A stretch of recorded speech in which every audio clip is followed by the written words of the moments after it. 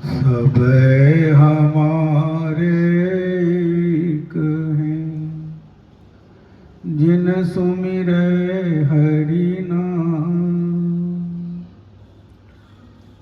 वस्तु लय पहचान ले, वासन सो क्या काम। सज्जनों, बहुत सौभाग्य की बात है कि हम लोग सत्संग स्थल में हैं और सत्संग का कार्यक्रम चल रहा है। समय बहुत अधिक हो गया है और दूर दूर से लोग आए हुए हैं, जिनको प्रसाद पाकर फिर वापस भी जाना है। तो कबीर साहब ने कहा कि सबे हमारे एक हैं, जिन सुमिरै हरि नाम। कि जो लोग हरिनाम का सुमिरन करता है, वो सारे के सारे लोग हमारे, उसमें कोई भेद नहीं है। इस संसार में जितने भी लोग हैं, जितने भी प्राणी हैं, लोग नहीं कहिए, प्राणी कह लीजिए, सबके भीतर वह परमात्मा विराजमान है। जिस दिन हमारी यह समदृष्टि हो जाएगी कि सबके भीतर वह परमात्मा है, तो अपने आप हमारे मन में उस प्रभु के प्रति प्रेम जग जाएगा। और बिना प्रेम रीझे नहीं, वो प्रभु परमात्मा बिना प्रेम के नहीं रीझते।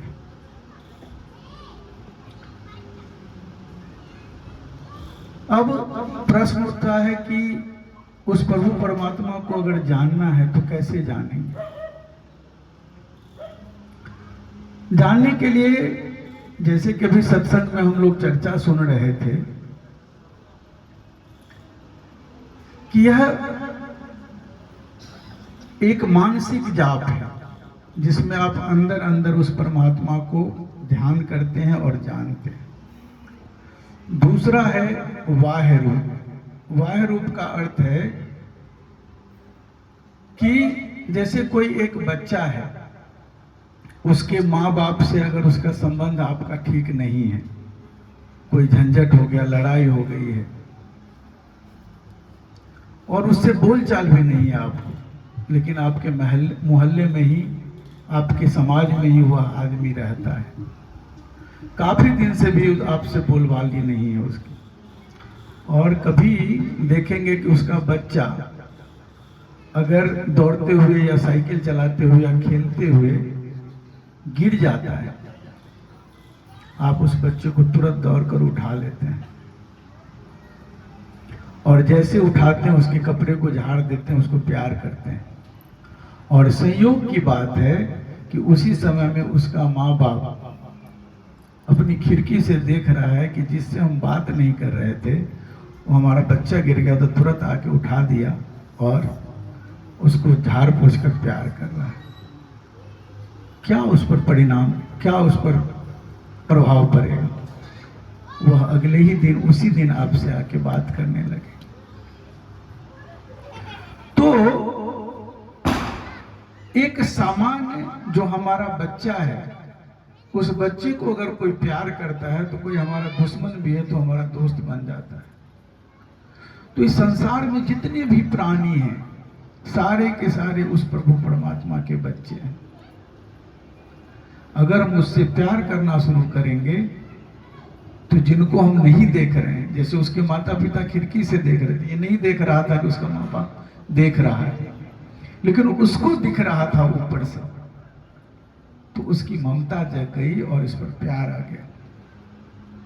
इसी प्रकार इस संसार में जितने जीव हैं, अगर आप उससे प्रेम करने लगेंगे, उसकी गलतियों को माफ करने लगेंगे, अगर कुछ गलत करता है तो उसको आप अच्छे तरीके से और प्यार देकर समझाएंगे या माफ कर देंगे, तो वह जो प्रभु परमात्मा है, माता पिता, वह देखकर प्रसन्न हो जाएगा कि अरे यह तो हमारा पुत्र है, यह तो हमारा प्यारा है।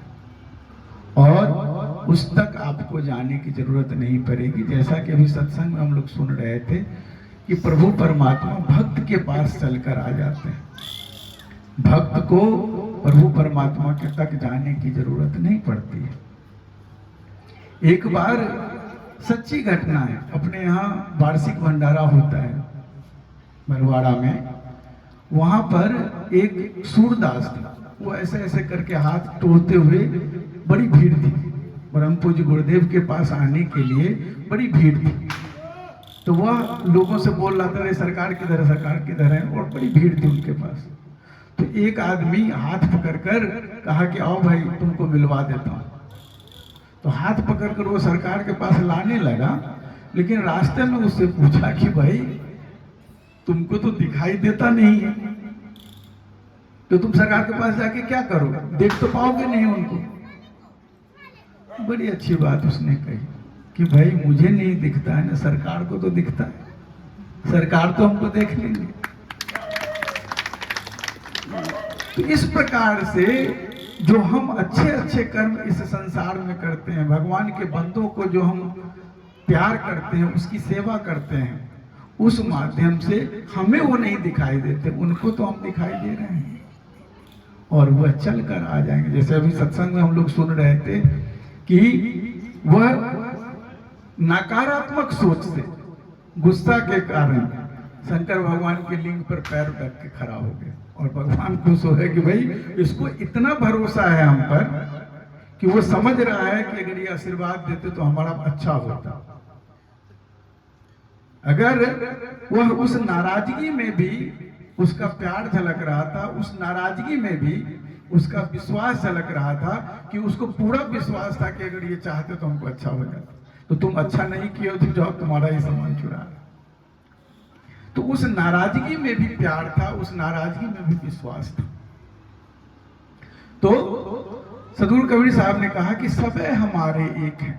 जिस दिन हम समभाव हमारे अंदर आ जाता है, उस दिन समझिए कि हमने ऋषि के जो गुण हैं, मुनि के जो गुण हैं, उनको प्राप्त कर लिया।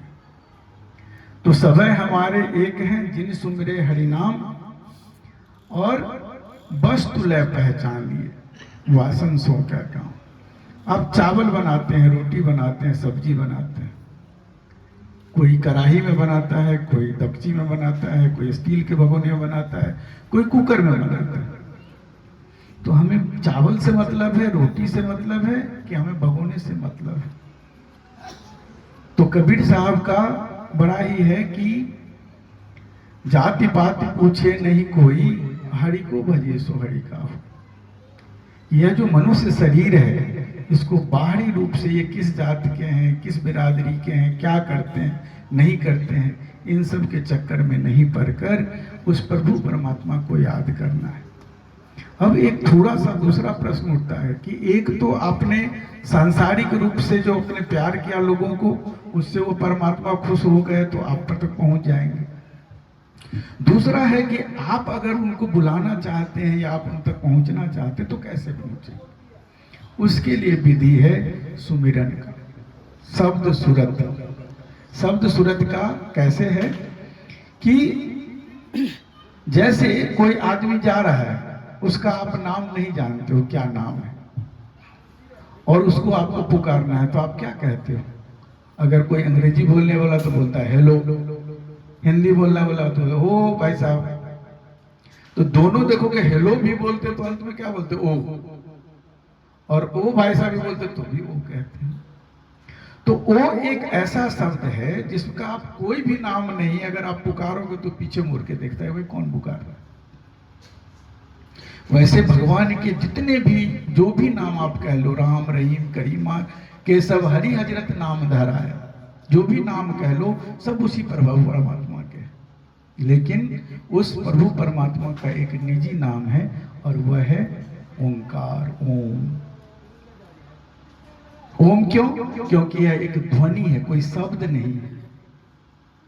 जितना भी आप अ आ ई क क के की लिखते हो, जब शब्द की उत्पत्ति हुई तभी तो लिखना शुरू किए अ आ ई ए बी सी डी। लेकिन यह शब्द है आदि का, जब इस सृष्टि की रचना हुई इस समय का ये शब्द है। इस समय में अक्षर की उत्पत्ति नहीं हुई थी, कोई लिखना पढ़ना नहीं जानता था। इसलिए उस ओंकार की ध्वनि से, चूंकि उस प्रभु परमात्मा को हमने देखा नहीं है, तो जिसको आपने देखा नहीं है उसको आप कैसे याद करोगे? इसके लिए कहते हैं कि जो गुरु रूप में जो प्रभु परमात्मा जिसने आपको दीक्षा दी है, जिसने आपको ज्ञान दिया है, गुरु मंत्र दिया है, आपके लिए वह इस संसार में प्रभु परमात्मा के स्वरूप है। तो उनके जीवित रूप को, मूर्त रूप को नहीं, जीवित रूप को, कि वो कैसे हंसते हैं, कैसे बैठते हैं, कैसे चलते हैं, इस रूप को ध्यान करके कि वह गुरु रूप प्रभु परमात्मा आपके भीतर विराजमान है हृदय में, और वहाँ बैठकर ओंकार नाम से जैसे आप गुरु बताते हैं उस नाम से उनको मन ही मन पुकारिए, वह प्रभु परमात्मा गुरु रूप में आपके समक्ष प्रकट हो जाएंगे। कई लोग कहते हैं कि भाई कैसे हम समझेंगे कि प्रभु परमात्मा से मिलन हो गया? उसका एक जीता जाता उदाहरण है कि जैसे हम लोग सोते हैं तो हम लोग सपना देखते हैं, स्वप्न देखते हैं। तो जब हम स्वप्न देख रहे होते हैं तो क्या उस समय में हमको लगता है कि हम स्वप्न देख रहे हैं? उस समय में लगता है बिल्कुल यही बात हो रही है, यही बात घटित हो रही है। लेकिन जब हमारी नींद खुलती है तो देखते हैं कि नहीं भाई, वो तो स्वप्न था। इस तरह जब आप ध्यान में जाएंगे, समाधि में जाएंगे, तो जब बहुत समाधि की स्थिति में चले जाते हैं तो गुरु से हमारी वार्तालाप शुरू हो जाती है। जो हम कुछ प्रश्न पूछते हैं गुरु हमें बताते हैं, उनसे लगता है कि हम आपस में बैठ के बातचीत कर रहे हैं, और इसको हम लोग कहते हैं प्रभु परमात्मा का साक्षात्कार। तो हम बहुत समय नहीं लेंगे, वैसे ही बहुत समय लग गया है, बहुत सारे दूर दूर से लोग आए हुए हैं।